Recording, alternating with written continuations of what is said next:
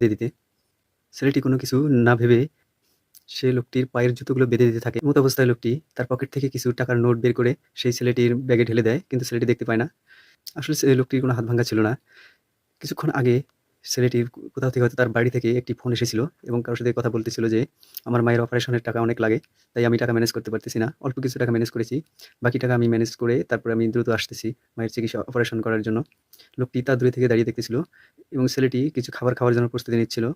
এমত অবস্থায় একটি ভিক্ষুক তার সামনে গিয়ে বলে, "ভাই, আমাকে কিছু খাবার দিন। আমি অনাহার এবং ক্ষুধার্ত।"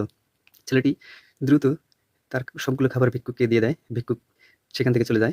লোকটি এই দৃশ্য দেখে পঙ্গুর অভিনয় করে তার সামনে আসে এবং তাকে গোপনে সাহায্য করে যায়। লোকটি কিছু দূর যাওয়ার পর ছেলেটি দেখে তার ব্যাগে কিছু টাকার বান্ডিল পড়ে রয়েছে। সেই টাকাগুলো হাতে নিয়ে সে ভাবে যে এই টাকাগুলো ওই ব্যক্তিই দিয়েছে যে তার পায়ের জুতো বেঁধে দিয়েছে। সে লোকটি এই মহৎ কাজটির জন্য লোকটি অবশ্যই দোয়া এবং